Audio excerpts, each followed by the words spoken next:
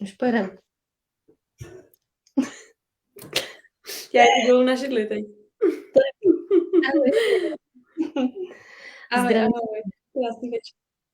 Krásné večery všem našim posluchačům, divákům, kdo se s námi tady on air v prostoru onlineovém.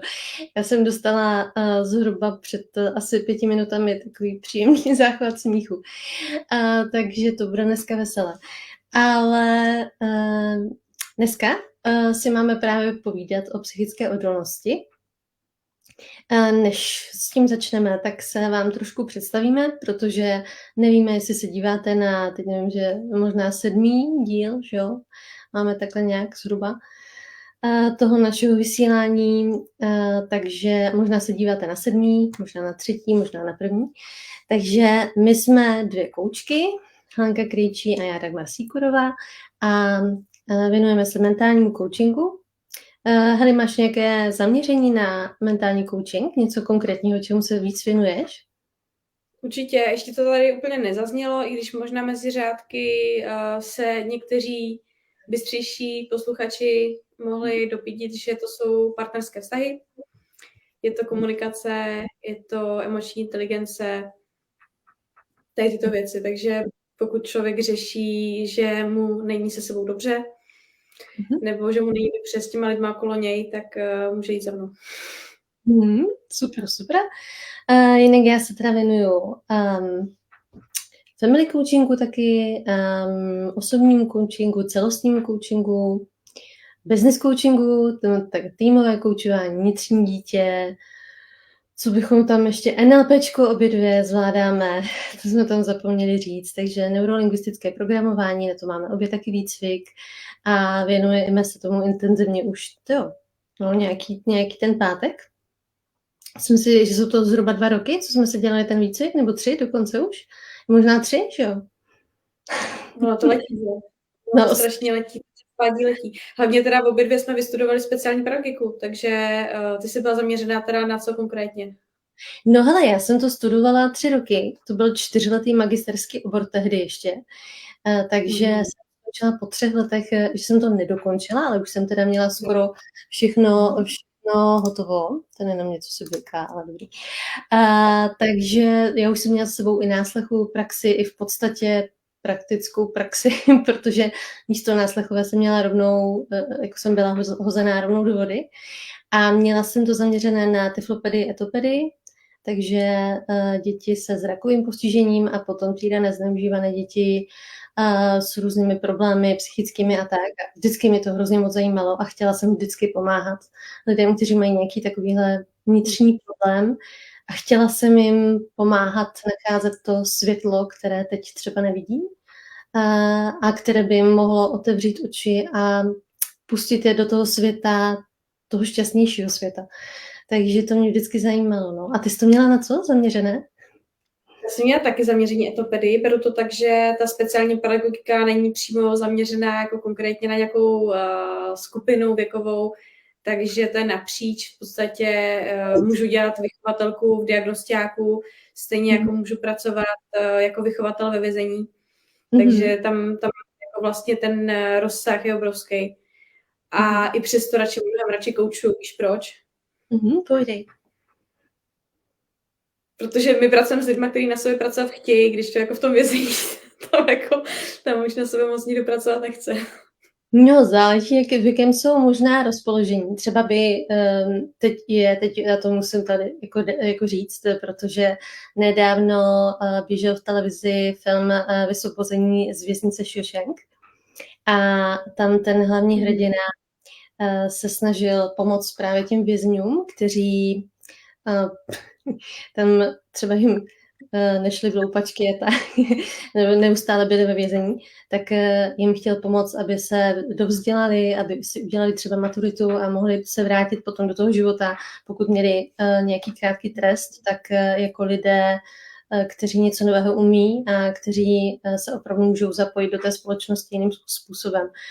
Krásný film mimochodem a má obrovské vysoké hodnocení v těch statistikách.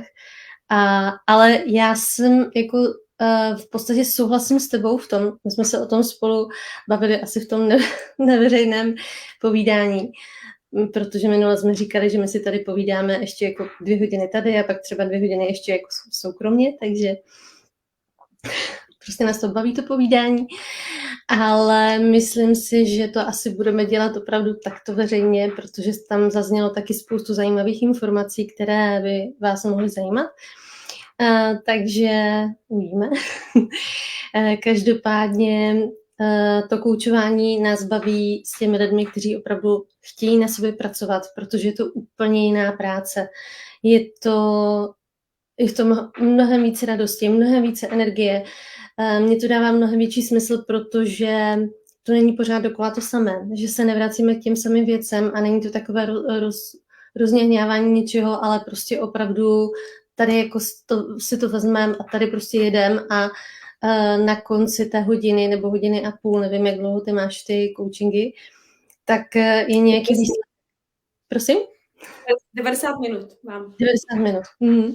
Takže je to tak zhruba, jo, prostě každá to máme jinak a na konci toho koučování je nějaký výsledek a to mě hrozně baví, jo, protože my jsme navíc měli lektorku, která opravdu se s tím nepárala a i nás nutila, prostě aby jsme za 15 minut měli hotovo. Takže to byla to výzva určitě a ona vždycky říká až jako 60 minut nebo až nějaká prostě, jo, třeba až 90 minut. Protože nikdy člověk neví, za jak dlouho bude to téma zpracováno a za jak dlouho přijde ten aha moment a takové to wow, jo, vlastně, jo. Jo, takže v tomhletom to může být rozdílné, ale v tomhle nás to právě baví, že tam je hned ten výsledek, nebo dost často je tam hned, co máme já zkušenost, nebo je tam po pár dnech.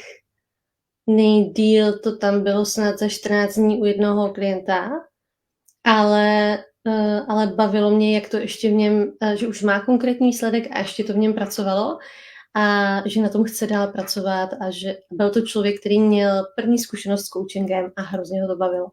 Takže to mě taky bavilo, protože ho to bavilo. Takže se k němu určitě chce vrátit potom ještě do budoucna.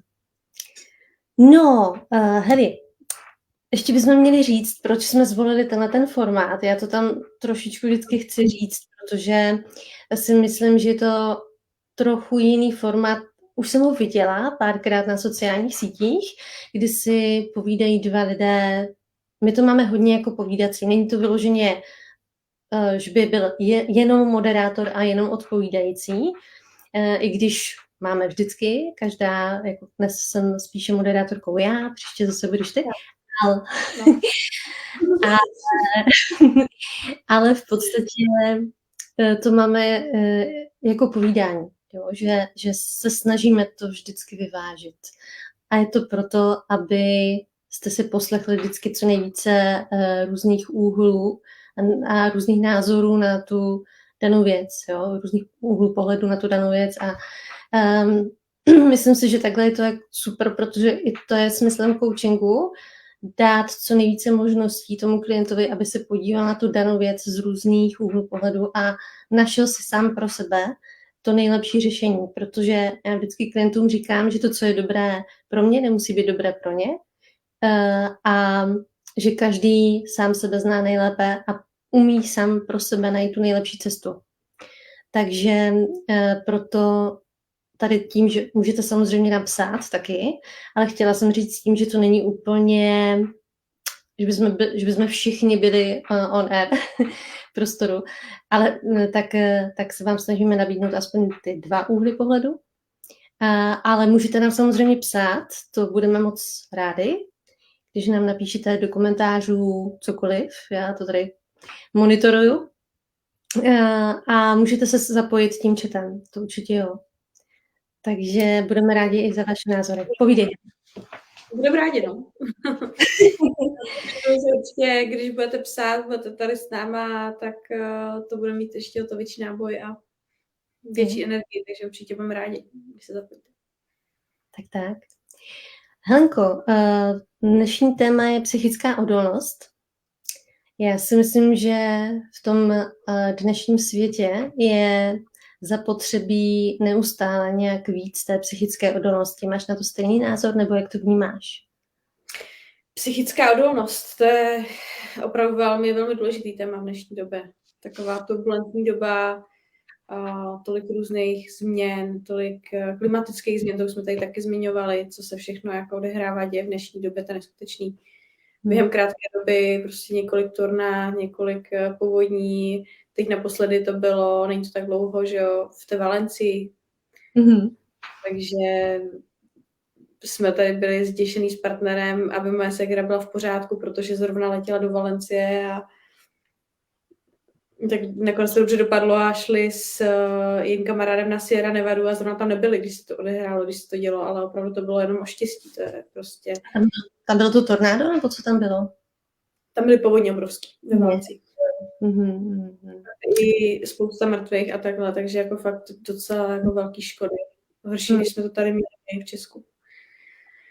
Takže člověk dneska musí být psychicky odolný, aby tohle všechno si ustál, aby tohle všechno zvládl. Jako vycestuješ za hranice, jako jedeš za kamarády, za přáteli do Španělska prostě a najednou se tam strhne tohle. To je něco, co vlastně v dnešní době se děje naprosto běžně, že jo? Co se týče i jiných jako témat, jiných věcí, nevím, taková ta jakoby... Víš, ta generace těch sněhových vloček, prostě ty lidi, kteří se narodí do dnešní doby a neví, co je čeká, nebo nějak podvědomě vnímají, že to bude náročný a už takhle za mladá spousta sebevražd. Nejenom tak, jako dřív byly takový ty demonstrativnější, ale už takový ty skutečný prostě sebevraždy, že fakt dochází k tomu, bohužel. Byla jsem na nějaký konferenci, kde jsme to řešili. Byly tam psychiatrové, byly tam prostě pedagogové, byly tam sociální pracovnice. A bylo to strašně záživný, ale zároveň i hrozně smutný. Protože fakt je taková doba, kdy ta psychická odolnost z nějakého důvodu je potřeba vyšší a ne každý ji má. A je potřeba si ji budovat postupně, jako cokoliv jiného. Takový na to názor. Jako prostě to nepřijde samo úplně jako, víš, jako čirý blesk z nebe, jako samo od sebe. Stejně jako ten úspěch, o kterém jsme se bavili, že jo. Jo, ty jsi to krásně otevřela teď.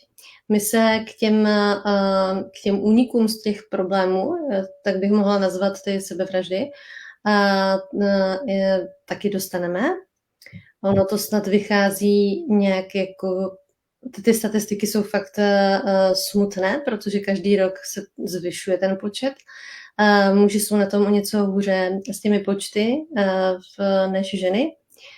A tak my jsme prostě, si myslím, trošičku od té přírody opravdu jako ženy vybaveny zvládat ten stres více.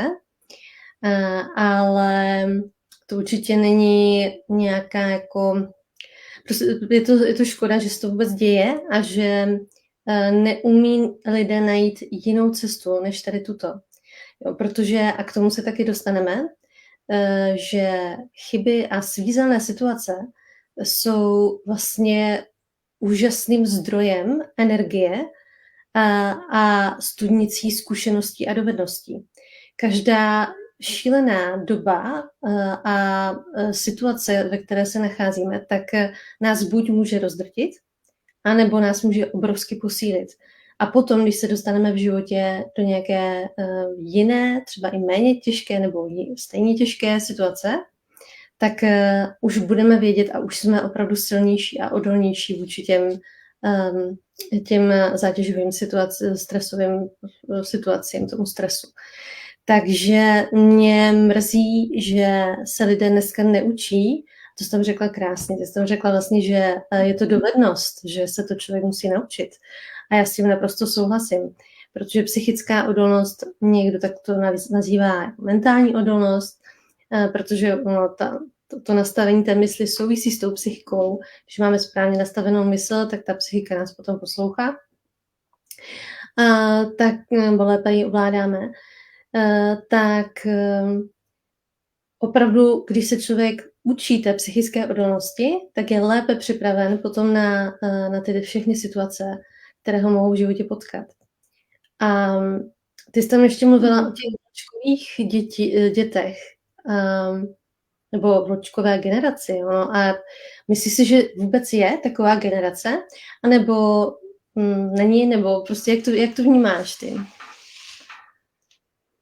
Tak něco, na každém šprochu pravdy trochu, jak se říká, takže něco na tom je, že ty mladší prostě človíčci jsou z nějakého důvodu prostě křehčí, že jsou víc jako senzibilní z nějakého důvodu. Nevím, jak je to možný, jo, zase nejsem takovej úplně člověk, který dělal na to výzkumy, takže věřím tomu, že jsou, že těch sebevražd fakt přibývá, že jich je víc, to o tom prostě není pochyb, na to už jako ty statistiky jsou, to se sama zmiňovala, to už se ví, že ty čísla se zvyšují. A řekla bych, že asi se to týká kluků i holek, jako nemyslím si, že by jedno z těch pohlaví, tady u těch mladých konkrétně, že by se víc zabíjely holky nebo kluci, prostě jsou to křehký duše, no. Myslím si, že určitě ty mladší jako to berou nějak jinak, než třeba ta naše generace, než my. A čím to je způsobem, říct? Jestli prostě mají nějaký třeba, nevím, doma prostě jiný výchovný styly. Co napadá tebe, čím by to mohlo být? No, já si myslím, že zaprvé mají spoustu věcí opravdu jednodušších. Jo? Že třeba pro malé dítě je, jako úplně malinkaté dítě, je stres, když nemá třeba stejné hračky jako jiné děti. Jo? Ale já třeba, když přijdu ke svým kamarádům, kteří mají děti, tak je tam vždycky tak jedna místnost nebo prostě čtvrt místnosti vyhrazená až do stropu prostě hračkám, které jsou tam naskládané a to dítě si s tím ani jako nestíhá hrát. Jo. A setkávám se i s tím, že mám neteř, která má spoustu hraček, že má spoustu příbuzných, ale byla za mnou s tím, že má stres z toho, že chce ještě další hračky a větší hračky a spoustu toho. Takže ten stres jako úplně se promítá jiným způsobem, protože když jsem byla já dítě, já si pamatuju, že jsem byla hrozně ráda, že máme třeba kostky a můžeme se s nimi hrát, že máme, když přišel zmizík, jo, tak jsme, wow, to bylo něco. Nebo když potom přišly zvýrazňovače, 4barevné propisky, pro nás to bylo prostě něco opravdu nového a když měl někdo ve 20 letech prostě tu jednu 4barevnou propisku a ještě nám ji nechtěl půjčit, tak jsme z toho byli tak jako svým způsobem jakoby ve stresu, ale spíš jsme mu to nezáviděli, já to neumím jako neumím moc závidět, ale prostě přáli jsme si to taky mít a nemohli jsme.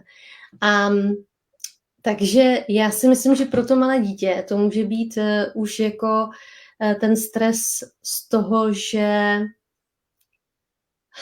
není obklopen tím vším, co třeba ostatní, že je v tom jako hodně té soutěživosti, jo, že tam kladen důraz na tu soutěživost.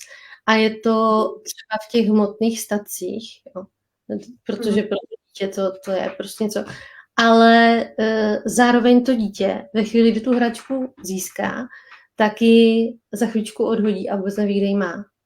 Jo. A problém je v tom, si myslím, že kdyby ten rodič mu řekl, hele, tak to máš blbý, no. Prostě si ztratil hračku, nebo zahodil hračku, nebo někomu nechal, to je jedno, už ji prostě mít nebudeš. Dneska není problém zajít do obchodu a koupit další hračku a další a další. Čili oni nemusí překonávat žádné překážky nebo nějaké, ten pocit toho, aha, něco se stalo, nebo aha, já něco musím udělat, aby já bych si měl vážit toho, co mám. Jo, takže to už je taková jako první, si myslím, věc, kterou dělají ti rodiče dneska špatně, jo? A je to teda jako pardon, omlouvám se všem rodičům, kteří chtějí dopřát svým dětem naprosto všechno a je to jako hezké, je to strašně super, ale když jsem byla já malá, tak ti rodiče na to ty peníze neměli, no chvíli měli, chvíli neměli. A mě to naučilo se v podstatě postarat sama o sebe v tom, že když dneska já třeba vydělám hodně peněz, ano, tak si to ale pořád spočítám a řeknu si, dobře, udělám si nějakou rezervu, protože nemusí se prostě dařit takhle pořád. No. A zároveň, když nejsou ty peníze, tak si umím říct, tak nejsou, dobře, fajn, tak teď se uskromním a budu prostě chviličku žít prostě skromněji a zase se našetří a zase se prostě bude moct něco pořídit. Jo?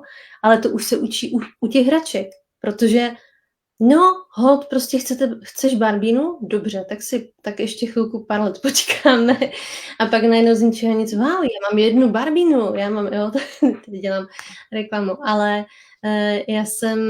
my jsme se opravdu jako s těmi panenkami, které jsme měli jsme jich málo vyhráli, hodně dlouho. A když jsem potom chtěla druhou, tak rodiče řekli, ne, už jednu máš. A to bylo zrovna v době, kdy i na to měli. Což mě teda dodnes, mě to mrzí. Ne, už jsem to překousla, ale kdo si mi říká, tak si ji kup, na to máš, tak si ji kup. Já říkám, a co bych s ní jako dělala? To bych se zachovala úplně stejně, jak to dítě, které se s ní chvíličku pohraje a pak to někomu dá, protože jo, nekoupím si ji už, protože už ten věk uběh a už je to prostě pryč, už jsem to uzavřela, jo. Takže já si myslím, že jsou to takové dílčí kroky, že je to opravdu o spoustě jednotlivých malých věcech, které se dnes vlastně pomáhají těm dětem, aby to měli jednodušší, ale ve finále to mají vlastně těžší. Protože se neumí... Jako... No, jak to popisuješ, tak mě tam letí hlavou taková myšlenka, že že ty děti jsou až moc chráněný, nebo až moc v tom, jak říkáš, jo, v té hojnosti, v tom dostatku do takové míry, že vlastně nejsou sami nuceny pro to cokoliv jako vlastně sami udělat, nebo si toho vážit, to tam vlastně zaznělo z tvých úst, že vlastně tam není už potom to, že to dítě si toho váží, to si myslím, že může být jakoby ten kámen úrazu už z toho začátku, jo, že potom v tom životě nemá takovou tu message, že bez práce nejsou koláče, jako třeba jsme to měli my, ta naše generace dost často. Jo. A jako potom je jasný, že když se jim všeho dostává ze všech stran dostatek, nejenom toho materiálna, ale i takový to, jako, že maminka pofouká babičko, maminka to za mě vyřeší, maminka pojde na třídní schůzky, zastane se mě. Ono jako je to strašně trendy, jo. Co vám holky z pedagogiky, co tam zůstaly, tak prostě maminky, tatínkové se zastávají těch dětí v případech, kdy třeba vůbec nejsou ty děti v právu a ty děti potom jako nejsou schopný si vybudovat tu vlastní psychickou odolnost z mýho úhlu. Teď teda jako se mi tomu vlastně přivedla, tak jako k tomu uvědomění. Nejsou schopni si vybudovat vlastní emoční integritu, protože pořád jim za tím zadečkem prostě ta máma s tátou stojí a je jedno, jestli má 13 nebo 30, jako z mýho úhlu. Tam už potom vlastně dochází k tomu, že to dítě ani nedospěje třeba někdy, což je jako velmi smutný, protože potom není dobrým vzorem pro ty svý děti. Už se tam jako zase jakoby, co se přidává jako nefunkčního nebo patologického, což je škoda. Jo, no. Je to i to právě, že třeba dneska opravovala jsem mimochodem ještě před nějakým už časem teda, tak jednu disertační práci právě na to, jak vnímají pedagogové svoji činnost ve školství. A byla to moc krásná práce. A nakonec se tady trošku pochlubím, ale já se teda trošku chlubím cizím peřím, protože on to kvalitně zpracoval ten autor, já jsem to teda jenom opravovala. Tak mu byla té práce vytčena jenom ta část, že je moc kvalitně zpracovaná, což nás potěšilo. Ale bylo to o tom, že dnešní pedagogové by třeba i místo zvyšování platu, a teď jako nechci ubírat na platu pedagogům, protože to je velice náročná práce, ta činnost celkově tím, že je zahrnutá ještě další administrativou a věcmi, které si myslím, že by úplně jako nemuseli dělat, tak potom totiž pedagog ráno vstane, učí, dopoledne, odpoledne, přijde domů, připravuje se na další den, takže vlastně pracuje neustále. A jenom jsem chtěla říct, že odučí to, co potřebuje. Teď ty děti jsou takové, bych řekla, rozjívenější tím, že je i populární ta volná výchova, že prostě se na děti nesmí moc křičet a nesmí se ani nějak nesmí se na něco jako upozornit něco, protože právě hned vyletí rodič nějaký, co jste si to dovolili, nebo poznámku napsat, jo, něco do žákovské. A tak ti pedagogové to opravdu nemají lehké. Myslím, že si to v covidu vyzkoušeli rodiče a že doufám, že někteří si uvědomili, jak je ta práce toho pedagoga náročná a promyšlená, jak ty děti vůbec se zvládnout, aby zůstaly sedět u toho domácího úkolu a aby se soustředili tady na tohle a ne prostě a ještě v tom domácím prostředí, kde je spousta jiných jako těch podnětů, tak aby se soustředili na to dané učivo a ještě mu to vysvětlit, jako nějaké základní počty a další věci, protože člověk z té školy, že odejde, už si lecos nepamatuje, když to nepoužívá. Takže, že by ti pedagogové dle toho výzkumu, co dělal tady ten dnes už pan doktor, uvítali právě, kdyby je ředitelé ohodnotili slovem, pochvalou, čili za mě je to, aby si všimli, co ten pedagog dělá, co ti jejich učitelé v té škole opravdu dělají, aby měli o tom přehled, aby je mohli i třeba pochválit právě za to, že dělají něco dobře, že věnují i ten čas mimo tu školu těm dětem. Protože pak se stává to, že pedagog odučí a prostě zavřou se dveře školy a on už prostě nechce. On prostě, a dokonce už potom ani nechce moc v té škole. Prostě ho to nenaplňuje.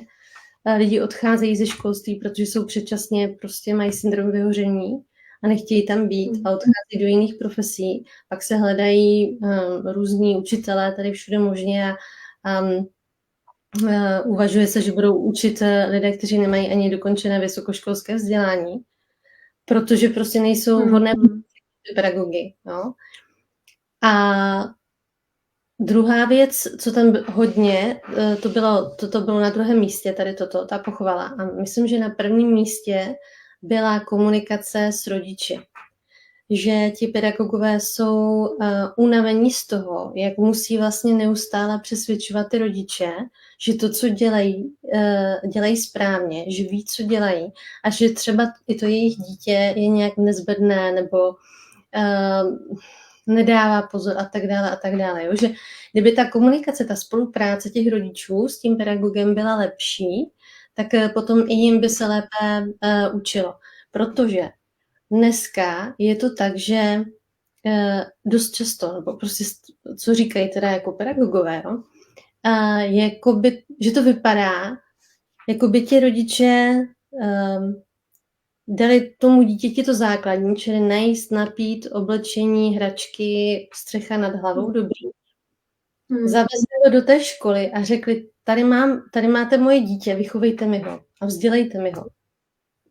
Jo, a postarejte se mi o to dítě.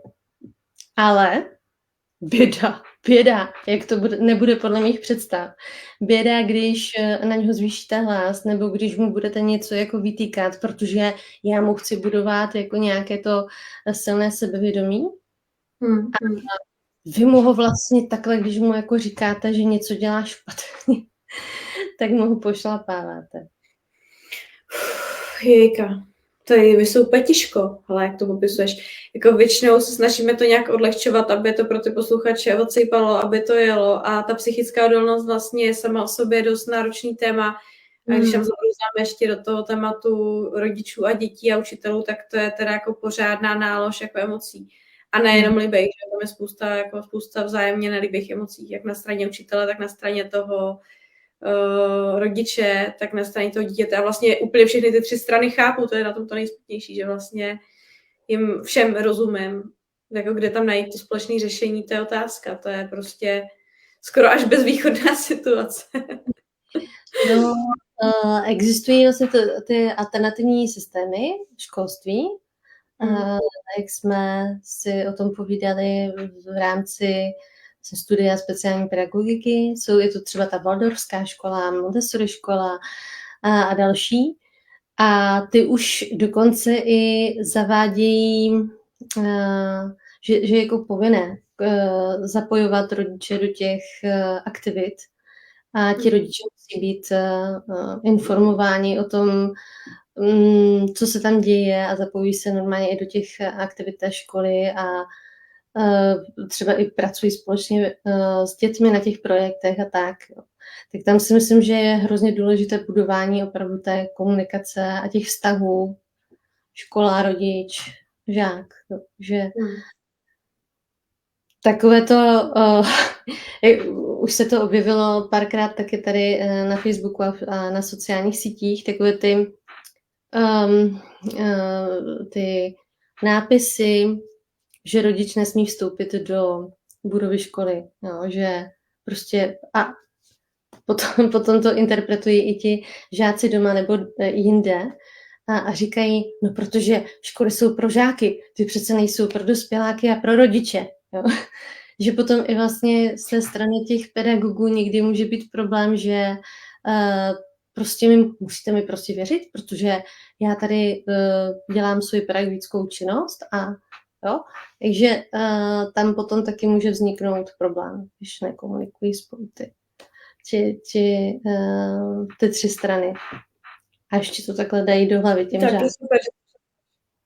Jo, ono jako v podstatě na té konferenci tady o těch nějakých jako suicidálních jako sklonech té mladé generace, tak tam spousta z těch odborníků, ať už to byly právě ti, jak říkám, jo, ať to byly prostě doktoři, psychiatři, psychologové, sociální pracovníci a tak dále, tak se jednohlasně shodli na tom, že je tam potřeba ta komunikace a kooperace prostě třeba jako ty neziskovky, toho krizového centra a rodičů tam dospěli k tomu samému, takže jako aby ta psychická odolnost se vůbec začala budovat, v tomto případě u těch jako dětí, adolescentů nebo takhle prostě ty mládeže, tak je nutný, aby se do toho zapojili i ti rodiče, protože bez toho to prostě jako nejde. Takže si to akorát takhle jako vzala v rámci jako školství, v rámci škol. A co třeba u dospělých, jak to vnímáš, jako co může udělat člověk pro to, aby byl psychicky odolnější, když už přejdeme jako to dětství, pubertu a tady tyhle věci a jdeme rovnou do toho dospělého jedince, tak tam se to dá řešit jak to. No, zase jsou to jednotlivé ty dílčí kroky.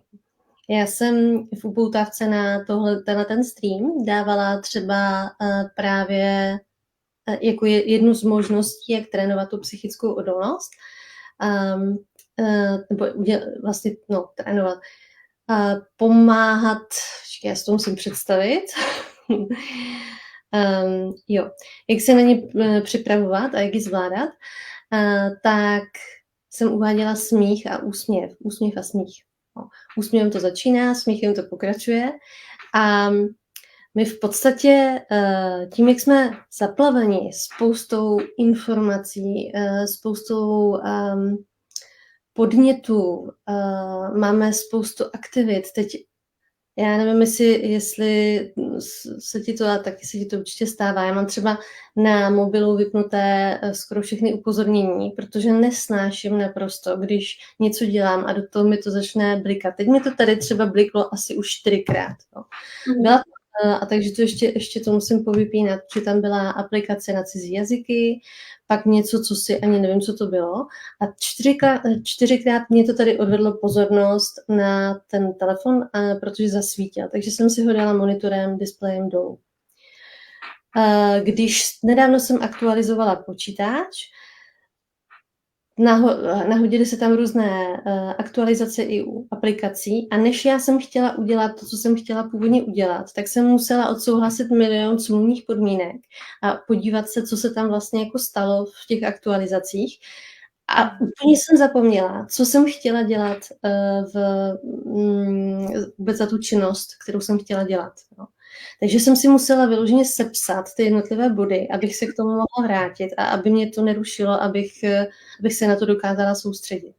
Takže si myslím, že my jsme neustále vyrušováni, neustále nám chodí nějaké podněty a to nás znervozňuje. Jsme ve větším stresu. A je tedy třeba za prvé omezit tady tyhle ty rušivé podněty, to určitě, a za druhé se naučit se připravovat na ty stresové situace a to třeba tím úsměvem a tím smíchem. Jo?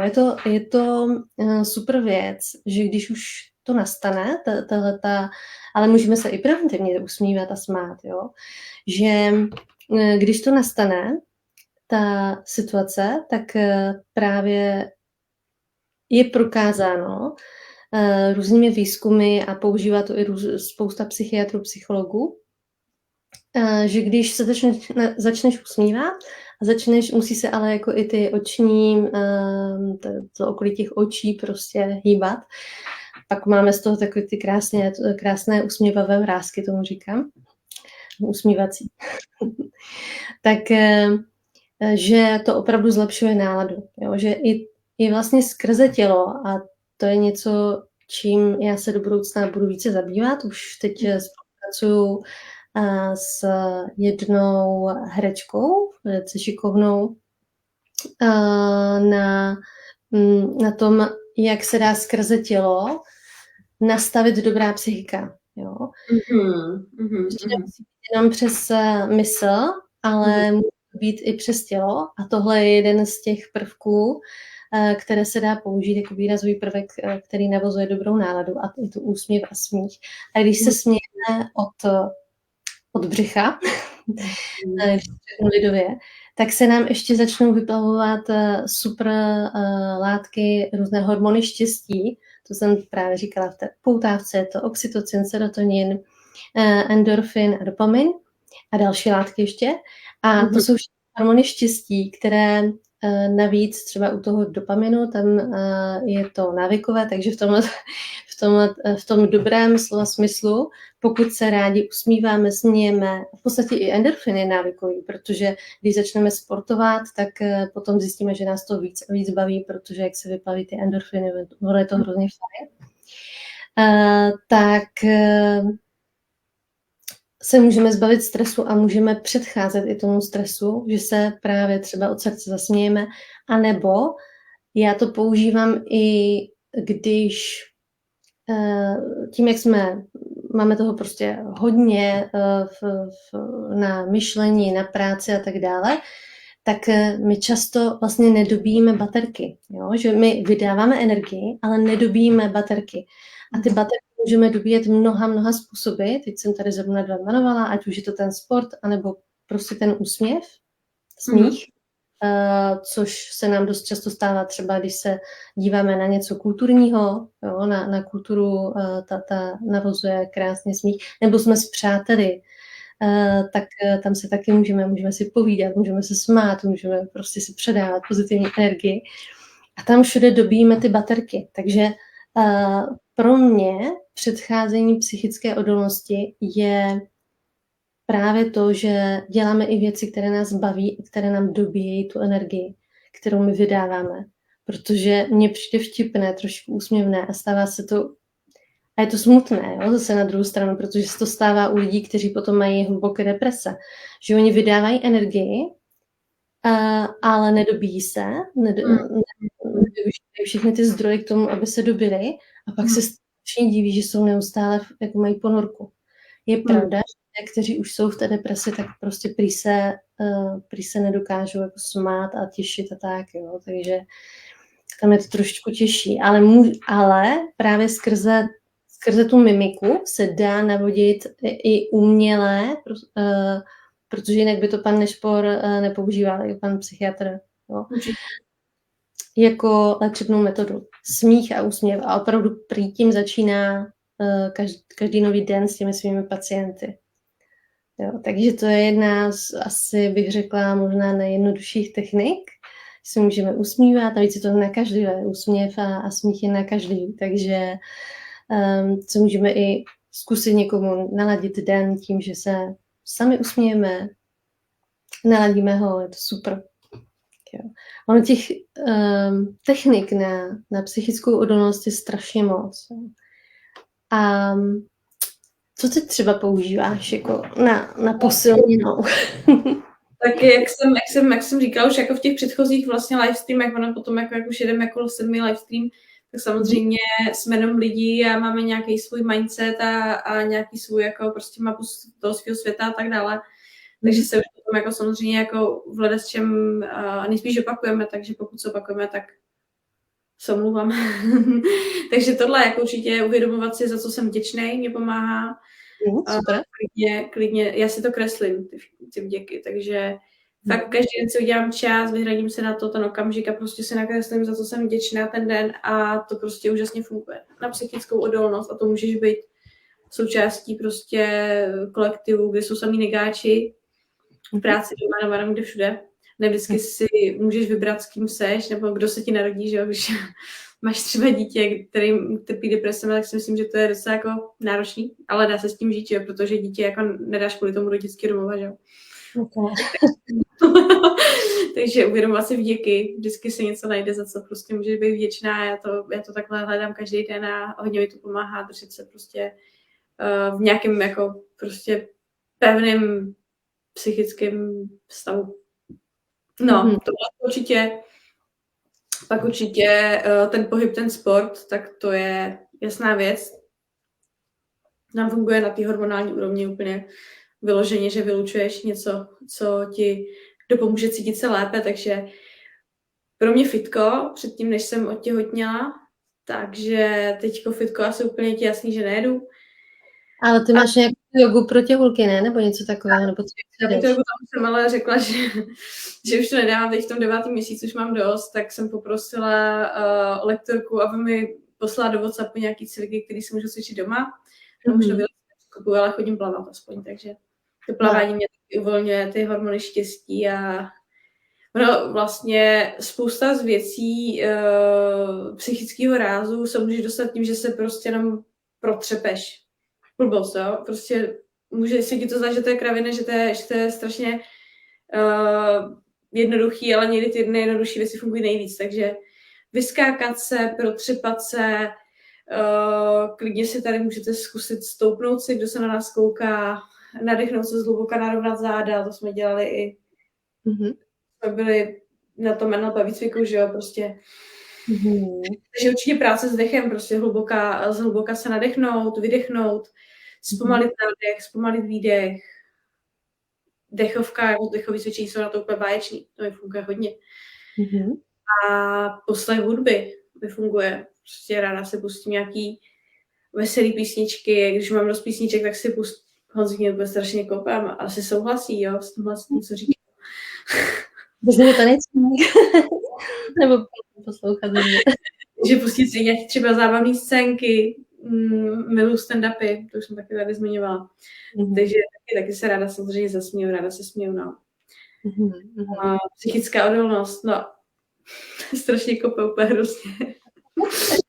Okay, tak každému funguje něco jiného, asi dáš, to asi víš, že prostě nedá se to jako úplně dát nějaký jeden návod, který je extrémně funkční úplně pro všechny z nás. Já bych možná, mě napadlo, a teď nevím, jestli to bylo dneska nebo včera, protože já jsem si šla odpoledne trošku lehnout, jelikož jsem byla unavená. A možná to bylo dneska, a možná včera, to je jedno. Takové hezké cvičení, a je to jako fakt moje, protože mi to tak jako napadlo, protože ty baterky my si dobíme tím, co nás baví. To, co je pro nás hezké. No? Není dobré nechat se zatížit všemi možnými stresy a nikdy to pustit, jo. Nikdy tomu jako nefiltrovat to nějak ven. Protože potom, když my jsme hodně ve tom stresu, tak pak už jsme jak papiňák, on se to prostě hromadí v nás a pak stačí něco maličkého a udělá to boom, jo. Takže ideálně prostě řešit ty věci, to jsem říkala minule, zaměřit se na řešení toho problému a ne na ten problém jako samotný, no, protože tam nás to, když se v tom hňáme, v tom problému, tak nás to vysiluje, ale když to řešíme, tak nás to naopak posiluje. A druhá věc je tomu předcházet, tomu, aby jsme vůbec byli pod nějakým jako velikánským tlakem. To může být právě skrze to, co nás jako baví. A taková super technika, která mě napadla buď dneska nebo včera, tak je uvědomit si, co mě vlastně baví, co mě těší, co mi přináší radost. No. Asi bych to popsala takhle, jako že bych to nezestručnila, ale dobře, co mi přináší radost. A napsat si opravdu seznam o 100 věcech, které mi přináší radost. A já ti řeknu, že když jsem, které mě baví, no, tam jsem jako začala, a ono je to tak zhruba na těch, bych řekla, 10-15 minutek, možná 20, záleží jak pro koho. Ale já, když jsem tím začala jsem zhruba 10 věcmi, no, které mě baví, které mě těší, přináší mi radost. A pak jsem si říkala, dobře, tak dáme 30, že jo. Tak jsem jako jela dál. Pak jsem říkala, už mám 30, tak dáme 40, že jo. A čím víc jsem jela, tím jsem úplně cítila, jak se ve mně ta radost probouzí a jak ji začínám cítit víc a víc. A jak jsem úplně natěšená na to, co z toho zase všechno, jsem si uvědomila třeba některé věci, které už třeba delší dobu nedělám a přinášejí mi radost. A tak jsem si říkala, a proč to neděláš, jo? A no třeba to jízda na kola, tak teď už je docela chladno. Jo, tak pak bychom mohli jít dál, prostě dobře. A když nemůžeš jezdit teda venku, tak za jakých okolností by to bylo fajn, jo, jet venku. A už jsem zase u mentálního coachingu, že jo. A za jakých okolností? No tak mě mrznou ruce, jo, takže bych si musela vzít rukavice. Dobře, a jinak jako obličej dobrý? No ne, to už mi nedělá dobře a ten studený vzduch mi nedělá dobře. Dobře, tak fajn, venku ne, takže jak by to šlo vevnitř? No dneska se dá jezdit na rotopedu a dá se u toho i něco pouštět, něco hezkého, jo. Mám naplánované, že si koupím takový ten program, jak projíždíš celou Evropu a jedeš na tom kole, ono se to nějak dá propojit s tím kolem a prostě fakt jako makáš a u toho si projíždíš doma v teple, ale na tom kole prostě kus světa. Jo. Takže ono to potom si k tomu člověk najde tu cestičku, jak to udělat, ale musí si správně pokládat ty otázky. My jsme tady v tomhle tomu už trošičku šílené, ale šílené v dobrém slova smyslu, že nám to jde a že už ten self-coaching v tomhle tom potom funguje.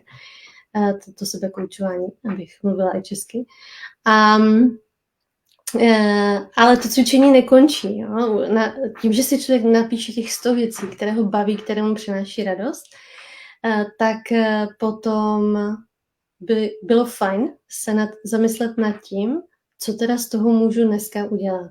Jo? Nebo co můžu udělat zítra, co můžu udělat během tohohle měsíce, co můžu udělat z tohohle seznamu, čím si můžu udělat radost během následujícího půl roku. A když si budu dělat takhle celý rok radost, jak potom bude vypadat můj život? Jak moc budu třeba v stresu psychickém? Budu vůbec v nějakém psychickém stresu?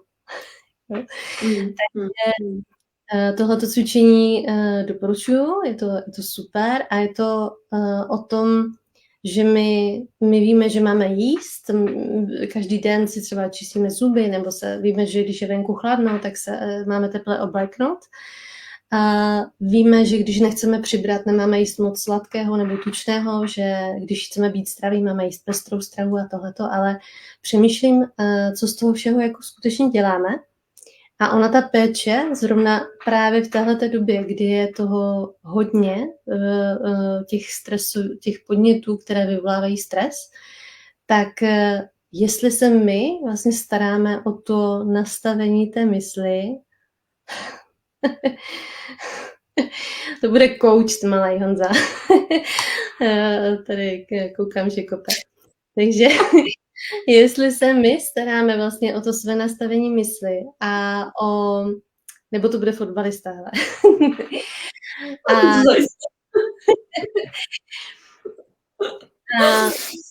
už se těší, jak bude nabírat ty endorfiny, hele.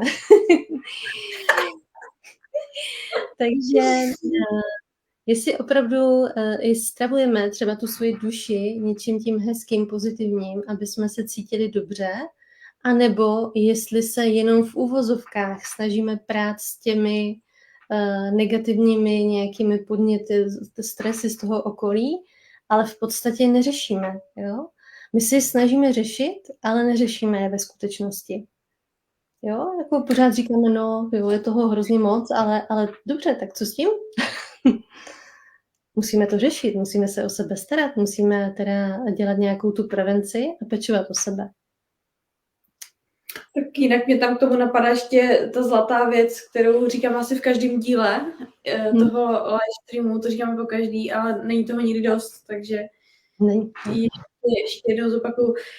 Základ toho být psychicky odolný je mít život ve vlastních rukou, nebrat si věci osobně, mít to prostě postavený tak, jak já chci a nepředávat tu zodpovědnost za to, jak já se cítím tomu okolí. To si myslím, že je jako úplně základ veškerý psychické odolnosti, protože ve chvíli, kdy mě bude vadit, že mě tamhle pomluvá kolega, nebo že si mě bere do huby sousedka, že to tak řeknu, tak prostě tak psychicky odolný nikdy nebudu, že? Takže tohle všechno se dá s náma, s koučema řešit. Pokud se s tím rady sám nebo sama, tak to je úplně v pohodě. My jsme to taky asi s Dášou na to nepřišli sami. To je jako prostě žádný učený z nebe nespadl. A je potřeba aspoň z toho začátku to ošetřit s koučem, přijít a říct, ale já nevím, z toho začátku, ale necítím se dobře v tom a v tom vztahu, proč a tak dále. A postupně to vlastně přetáče tu zodpovědnost sám k sobě a jak já se chci cítit. Jo, víš co. A ne prostě jsem závislý na tom, jak mě vidí ten táto, nebo jak se ke mně chová ten táto, to vůbec, jako, to je cesta do pekla akorát možná tak, takže vzít to do svých rukou, zodpovědnost za svůj život, za svůj psychický stav, nečekat, že mě někdo někde prostě jako vyléčí, že mě někdo nějak jako prostě něco dá jako zadarmo, nebo že mě někdo bude neustále ujišťovat, že mě miluje, nebo že jsem nejlepší, nebo že jsem nejchytřejší, nebo že pracuji nejlíp, že jsem zaměstnanec roku. Tam si myslím, že ta psychická moc jako začíná, no, u tohohle. Ale i končí. Prostě záleží na tom, jak moc to máš pod kontrolou ty sama v sobě. Jo, určitě si uvědomovat, že i v té práci jsem dobrá. Říct si, to je super, každý jako ohodnotit si sám pro sebe každý úkol třeba, no, který člověk udělá, tak třeba to jsem udělala dobrou tabulku, krásnou, přehlednou, vycházejí mi počty, ježiš, to je super, jo. Opravdu se radovat z maličkostí. A jak jsi říkala, nedělat si nic z toho, že o mě někdo někde něco říká, tak mně se to jako stala včera taková situace, kdy jsem potkala jednoho člověka, jako věděla jsem zhruba, kdo to je, jenom jsem si ho hned neuměla zařadit, jo. Ale věděla jsem, že je to jako slavný člověk, úspěšný člověk, to všechno, jo. Jenom jsem si hned neuvědomila, kde jsem ho všude viděla, jo. A teď jsem si za boha nemohla vzpomenout, jo. Blbé bylo, že kolem dokola byli lidi, kteří ho hodně dobře znali a pro ně bylo naprosto nepředstavitelné, že nikdo neví, kdo to je, jo. Což ale jako kdysi já bych tohleto považovala za obrovský trapas, fopa a hroutila bych se z toho a teď bych jako asi celá zčervenala a necítila bych se dobře a já nevím, co všecko, jo. Ale já jsem před nějakým časem jsem začala pracovat s vyloženě jako prvkem trapnosti, jak zpracovat trapnost. Mm. Je na to super, jsou na to kurzy pantomimy a jako vnitřního klaunovství. No. A tam se učí lidi, jak být vyloženě trapní, a že je to super, protože to baví lidi. Jo. To je jakoby, to s tím člověk jde. Jenomže když člověk absolvuje tady tohleto, být klaunem a bavit lidi, tak si uvědomí, že ten svět je jako o jiných věcech, jo? Že to není, že naučí se nebrat sám sebe tak vážně, ani ty druhé lidi, ani ten svět a zjistí, že vlastně naprosto v pořádku být trapný, protože co je to trapnost? Trapnost je, že něco neumím nebo nevím. Nebo že prostě jsem neodhadla tu situaci nějak správně, ale z toho se přece můžu poučit. A takhle ta chyba může být vlastně výzvou k tomu naučit se něco nového. A vůbec to nemusí být špatně. Jo? Naopak, no tak hod, jako prostě, jak jsi řekla, žádný učený z nebe nespadl. A já prostě nemusím vědět všecko.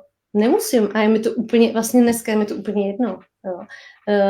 Nemá to být člověku jedno v oboru, který dělá a před nějakou zkouškou tam by bylo fajn, když se člověk jako naučí na tu zkoušku, protože třeba do té školy chodí proto, aby se něco naučil, ideálně. A tak tam to nedoporučuju, aby to bylo člověku jedno.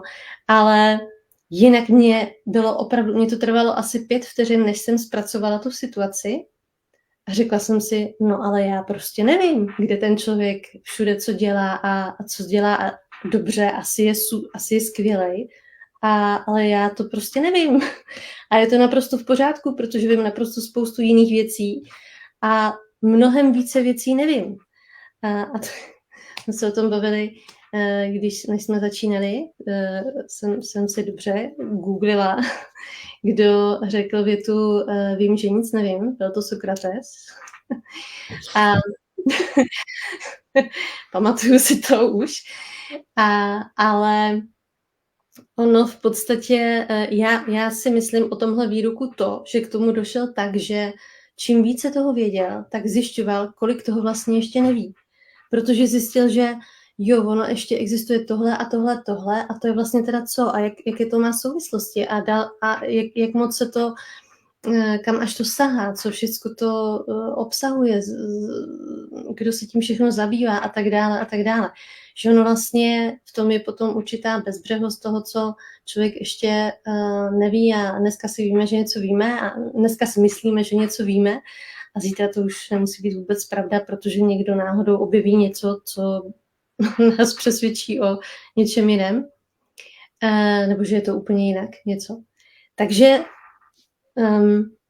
mně v té situaci proběhlo, hele, prostě nevím, tak si tě vygooglím. Už jsem si toho člověka vygooglila, je to opravdu velice úspěšný člověk a moc mu to přeju a je jako opravdu je fascinující, co všechno dělá a má i nějaké ocenění jako boží, jo.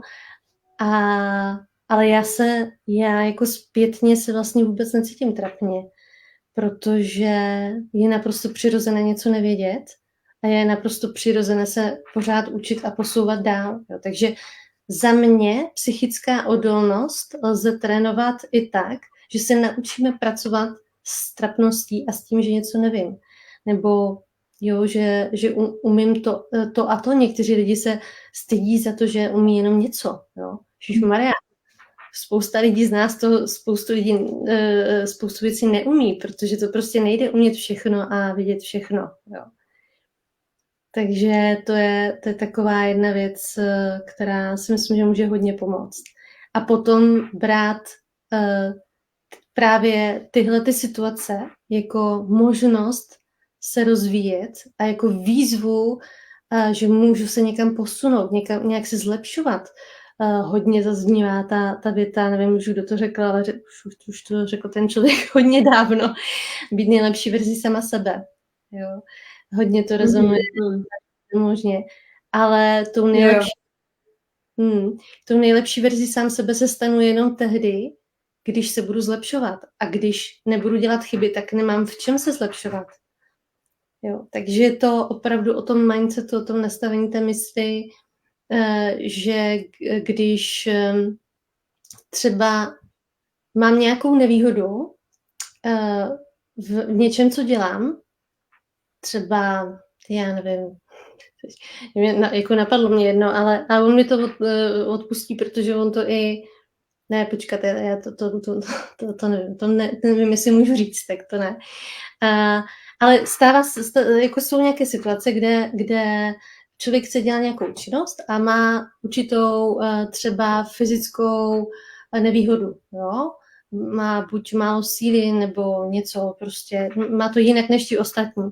Ale přesto v tom může najít nějakou, může to proměnit na svoji výhodu a může to vlastně využít pro to, aby byl mnohem úspěšnější než ti ostatní. Nebo může najít nějakou svoji vlastní techniku. Už vím, co můžu říct. Tak. Třeba příklad, a to je veřejně známé a je to úplně v pohodě. Dominik Hašek, vynikající hokejový brankář. Jo? Přišel do NHL a začal tam sebou v úvozovkách plácat jako ryba po zemi. Jo? Ale on to prostě dělal, protože to tak cítil a že využil své fyzické dispozice k tomu, on je dlouhej, že jo, a teď ještě dokázal udělat i ten roštěp, takový prostě roztáhnout ty nohy, takže se tam opravdu nedostal ten puk nějak.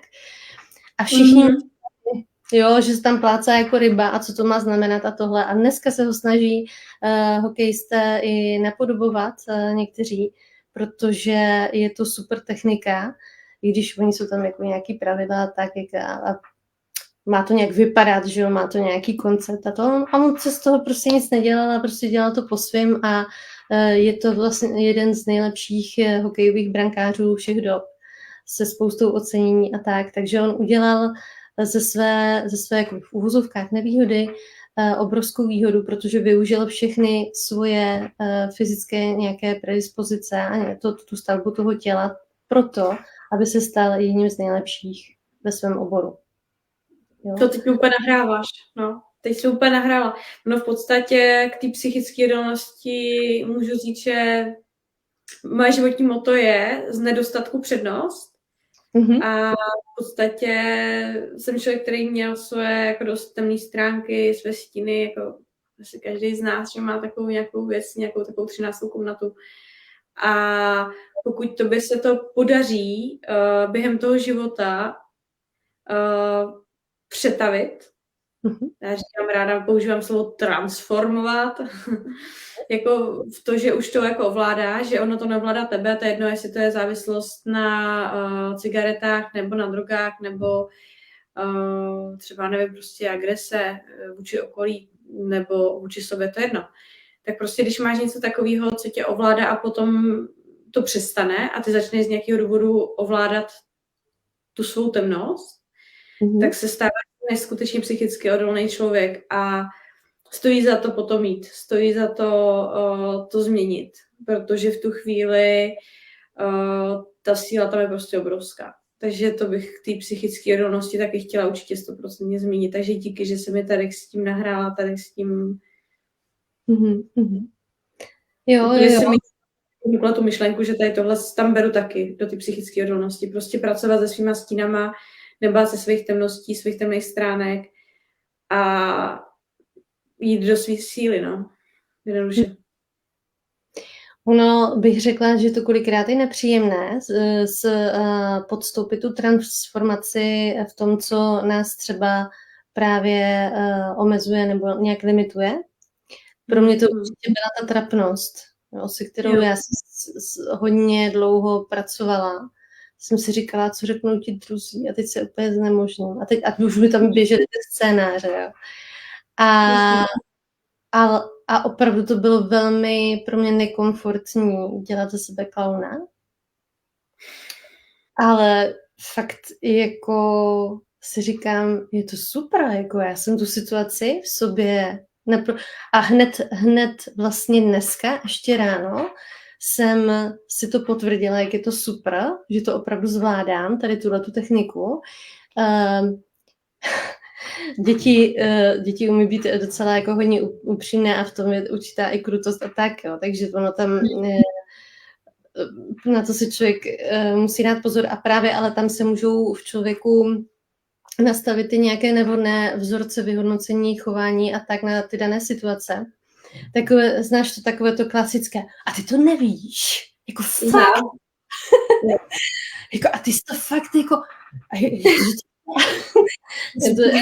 Znám to až moc dobře, poslední 2 roky jsem dělala v bance a bylo tam strašně administrativy a administrativa je moje nejslabší stránka, takže já jsem zažívala takový trapnosti jako málo kdo.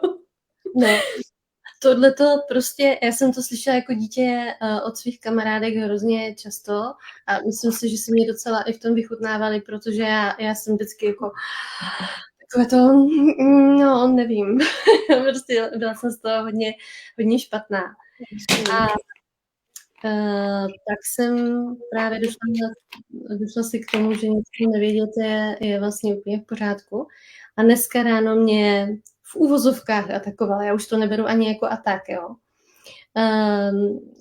Můj strejda, který mám moc ráda, celou tu rodinu, a velice si ho vážím, protože to nesmírně vzdělaný člověk, tak jako držet s ním krok je v celku opravdu výzva, protože když je někdo neskutečně sečtělý, tak a ještě si to pamatuje, ty informace, které si načetl, tak je to velice těžké se s ním o něčem bavit, protože opravdu, ale zase je to velice příjemné, protože on poskytne další a další nové informace, je to jako zajímavé. A tak se mě na něco ptal, jestli to nevím. Jestli jsem to nikdy opravdu neslyšel, nebo jestli něco nevím. A já říkám, no, nevím. On, jsi to nikdy neslyšela. A teď ve mně samozřejmě naskočili zase, jo, takové to, už jenom takové, že to jako by jelo vzadu, jako někde úplně na pozadí, takový to, fakt to nevím, jako. A vepředu už vědomě, nevím. A on, opravdu jsem nikdy neslyšela.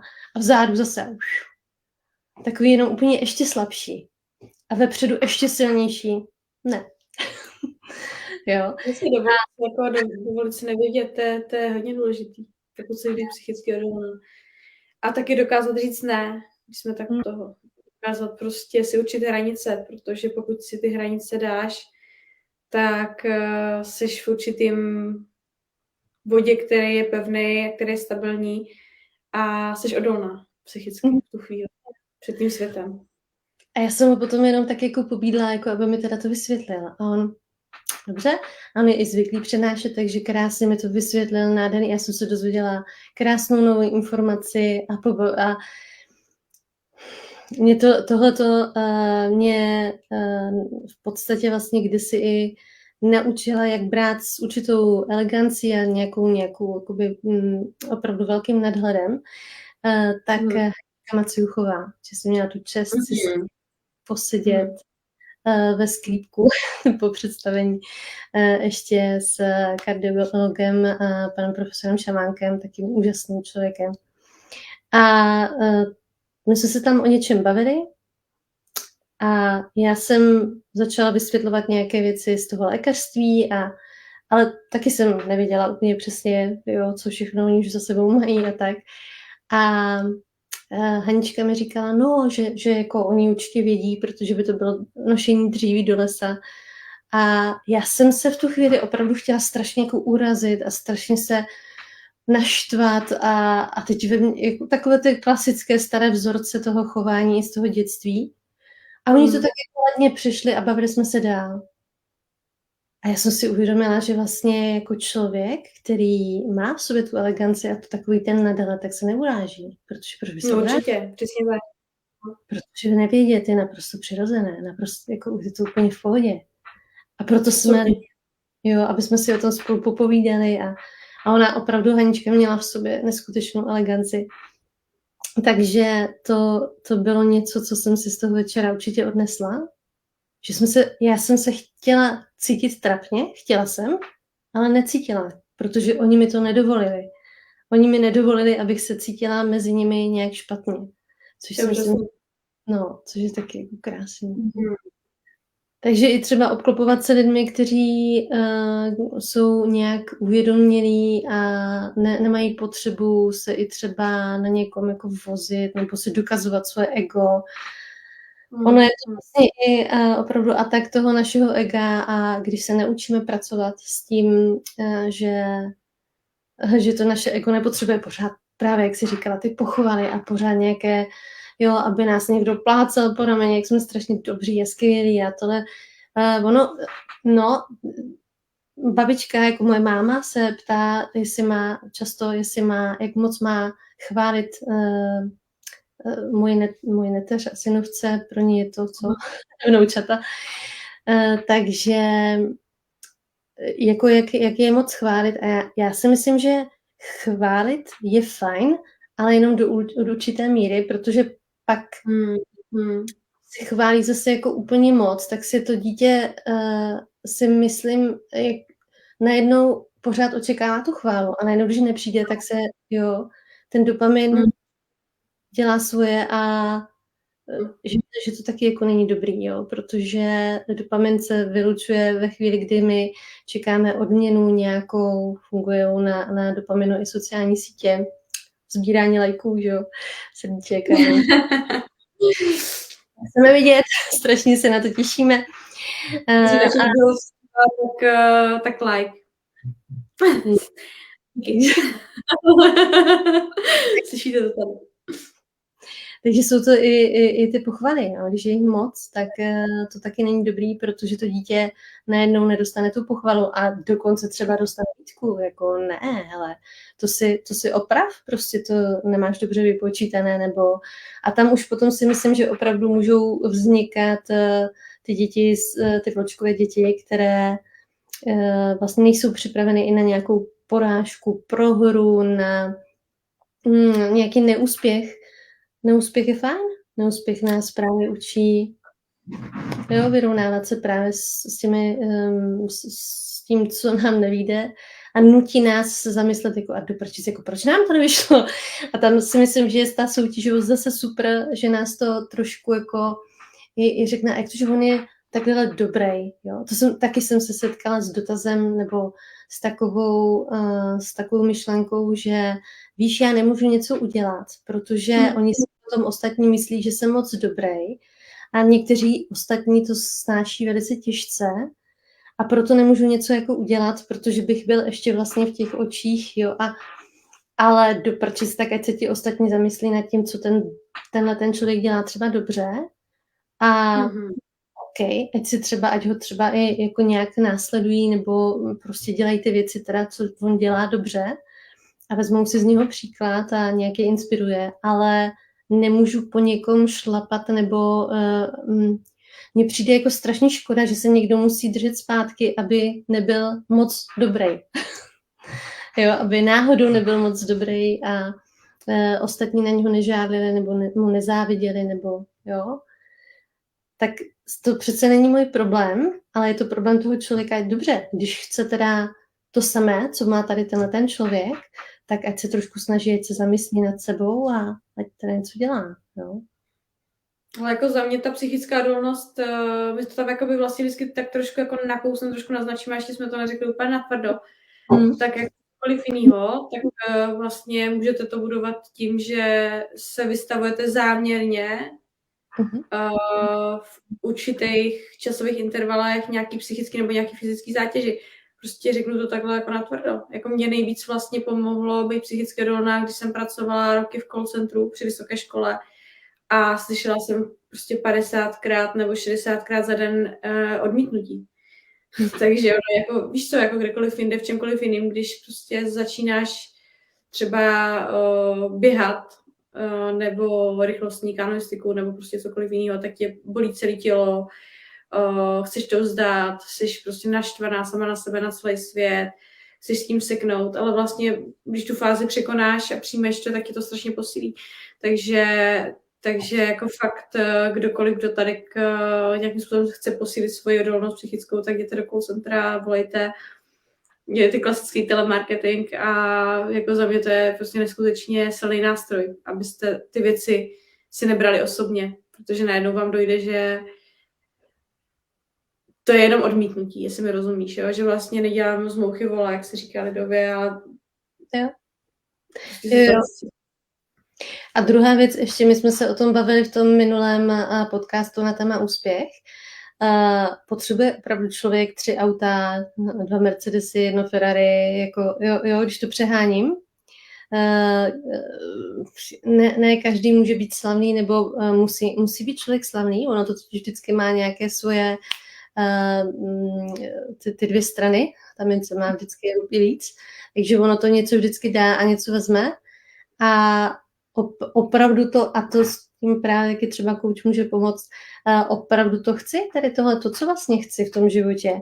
Chci se pořád s někým měřit a vyrovnávat a dotahovat a honit se za něčím, protože já nevím, mám nějaký komplex méněcennosti, nebo jo, z čeho to vlastně pramení, proč potřebuju tady tohleto. Nebo prostě si myslím jenom, že já nevím, jsem chytrej a můžu využít svoji mozkovou kapacitu na to, abych dosáhla velkých nějakých výkonů v biznesu, já nevím, jo. Takže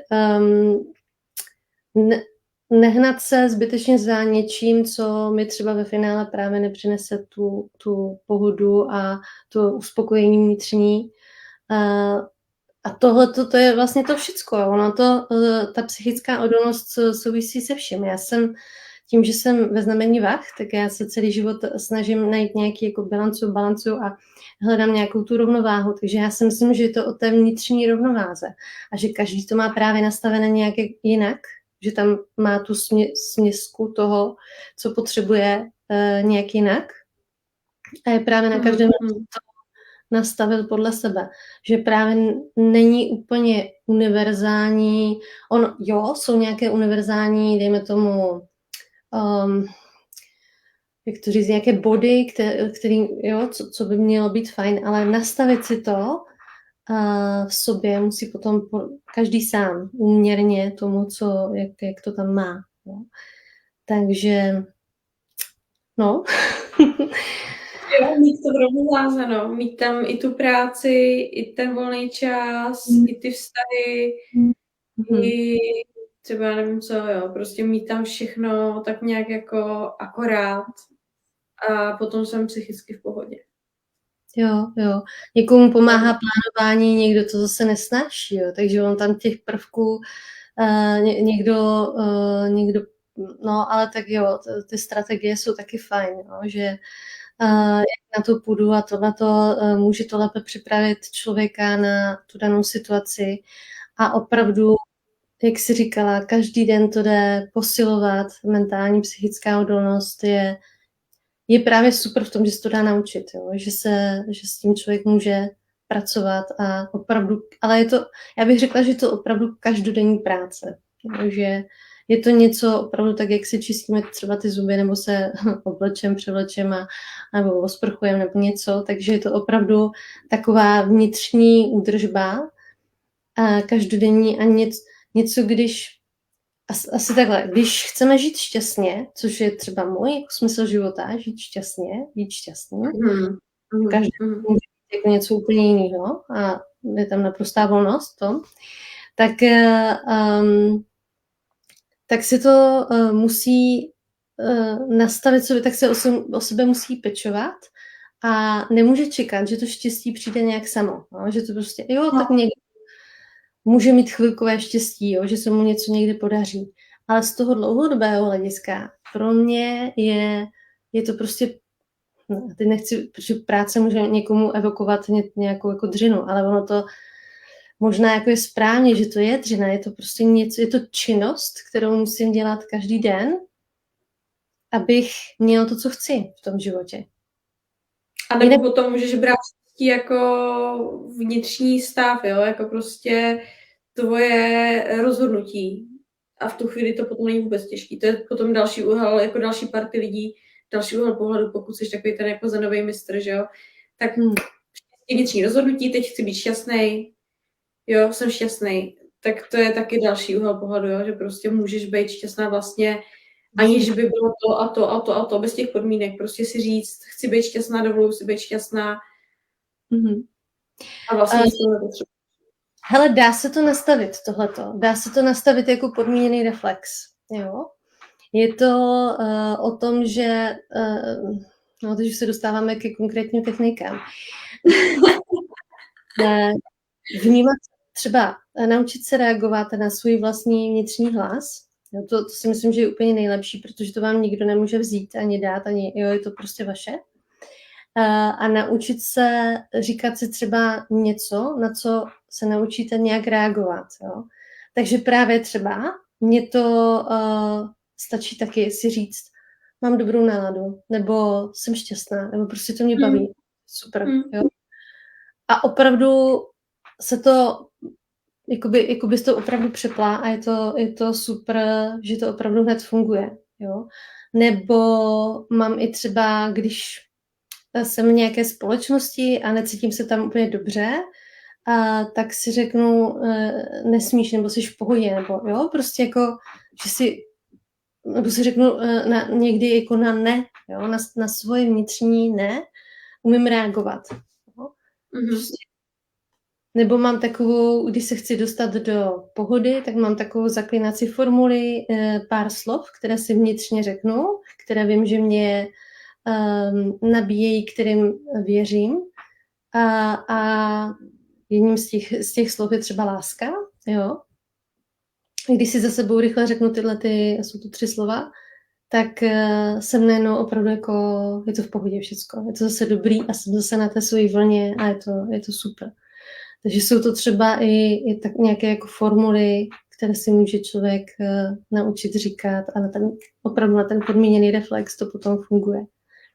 Tak jako neurolingvistické programování nádherně pracuje s kotvama. To je jeden z těch zásadních klíčových úkonů, které my vlastně s klienty děláme. Že? Když k nám někdo přijde a chce se cítit líp, tak vytváříme takzvané emoční kotvy a pokud víš, že půjdeš na zkoušku, která je pro tebe velmi těžká a ta psychická odolnost by tam mohla trošku jako selhat a upadneš do stresu nebo si tam zhroutíš úplně, tak se vytvoříš předem už, se vytvoříš takový nějaký jako tvoje záchranný opatření, rozvat víc. A díky tomu, že si to vytvoříš, připravíš se na to už předem a ten emoční stav se tam navodíš, tak nebudu prozrazovat víc, že to bychom tady už odhalovali úplně takový ty střeva. No, bychom už potom neměli plát. Hlavně si myslím, že to ani jako potom nefunguje, když nemáš toho klienta. Jako, že musíš aplikovat na někoho. No. Takže emoční kotvy, prostě vytváříš si určitý psychický stav dřív, než do ty situace jdeš a i takhle se dá budovat ta emoční odolnost konkrétně tímto stylem. Takže teď vlastně například půjdu jakoby rodič 6. prosince, pokud to bude v termínu, nebo o týden později nebo dřív.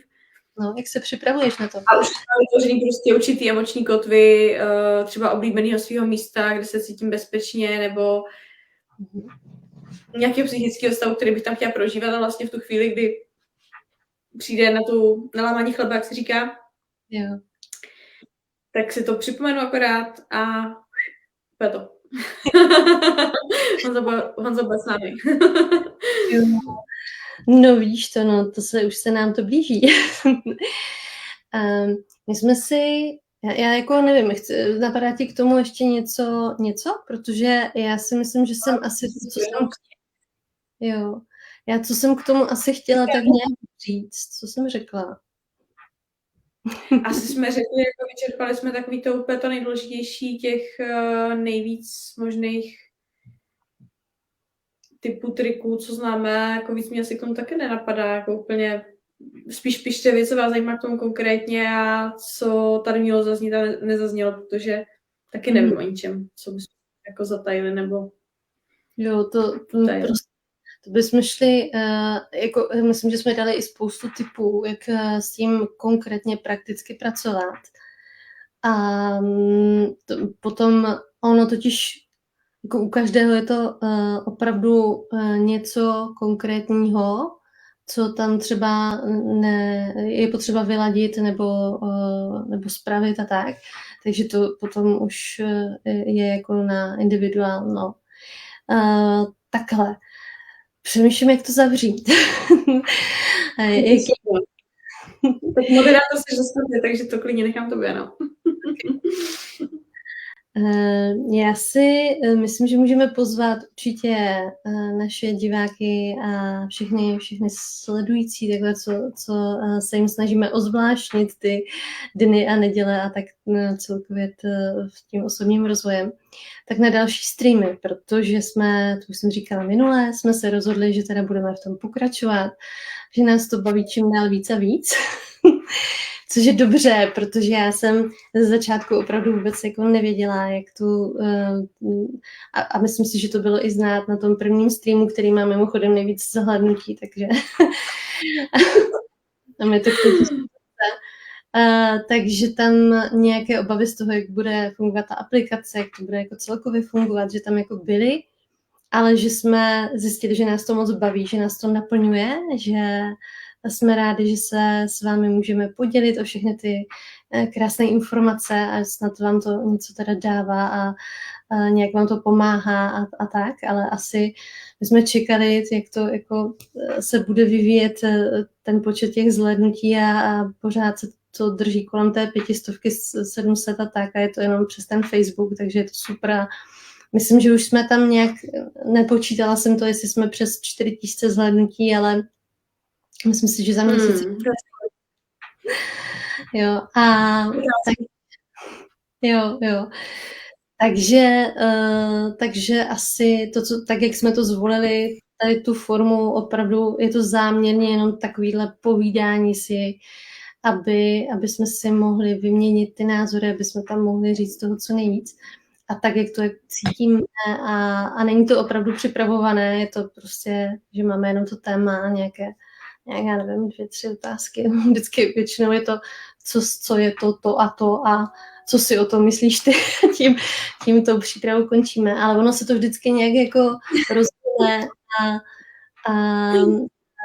navazujeme na sebe a tím si myslíme, že je to jako jiné a hodně autentické a hodně tak jako na pohodu. Takže já bych asi vás chtěla pozvat k tomu, abyste se dívali dál na ty podcasty. Když to všechno půjde dobře, tak i příští neděli, já se jenom podívám pro jistotu, jestli tam něco mám. Tak, příští neděli je to v pohodě, já můžu, takže pokud může Helenka, tak můžeme zase vybrat nějaké téma. Ale ideálně, když to téma vyberete vy, protože budeme rádi, když budeme moct vám říct nějaké informace o tom, co vy si vyberete za téma, protože těch je strašně moc, ale bylo by skvělé, kdyby to bylo téma vaše, které třeba chcete řešit nebo chcete se podívat pod pokličku toho daného tématu. Takže to vám moc rádi zprostředkujeme. A když nám budete psát i nějaké komentáře, tak prostě budeme moc rádi. A já už to opravdu hodím i na to YouTubeko. Jo? Že právě už je zřízený i účet nebo ten kanál právě přímo na tady tato témata. Takže, protože ne všichni jsou na Facebooku, byť je to veřejné vysílání, tak to YouTubeko je takové lepší na sdílení a na ta přístupnost je tam lepší. Takže Helenka ta říkala minule, že už je na mateřské. Takže my budeme určitě do budoucna natáčet i nějaké ty webináře, ale teď se vám můžeme věnovat i individuálně, protože děláme obě dvě i individuální mentální coaching. A já jsem zvědavá, teď jsem koučovala nějaké sportovce, kteří jdou na mistrovství a tak jak to dopadne, doufám, že něco přivezou. Takže jako já dělám třeba i sport, protože jsem to vlastně vystudovala, ale já jsem to dělala i předtím teda, jo, ten sport, takže, protože oni se ty techniky dají opravdu uplatnit v jakémkoliv oboru.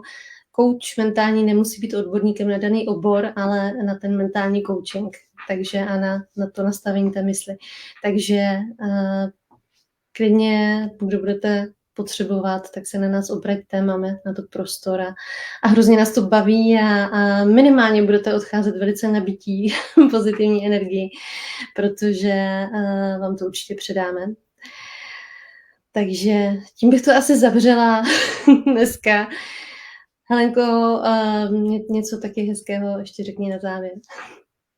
Tak jo, tak moc děkujem za to, že vás to tak dlouho baví následovat a že nám to tím pádem umožněno v tom pokračovat. Příští neděli určitě tady budu a už mám uložený ve svém kalendáři v mobilu, proto jsem koukala do telefonu, jinak bych si to nedovolila takhle samozřejmě tam někomu odepisovat nebo hrát hry a podobně. Takže se budeme moc těšit a děkujem za to, že jste s náma. Vážíme si toho, té vaší pozornosti a důvěry. Je to úžasný. Tak, jo, určitě. Moc vám děkujem a budeme se na vás těšit další neděli a v dalším streamu a vidíte, Helenka už je tak nadšená, že už to má i zapsaný, takže tak jo, tak si mějte nádherně, přejeme moc hezký večer, nebo ráno, nebo nevím, kdy se díváte a dávejte góly. Věřím, že vám to bude líp a líp. Tak mějte se nádherně. Čau.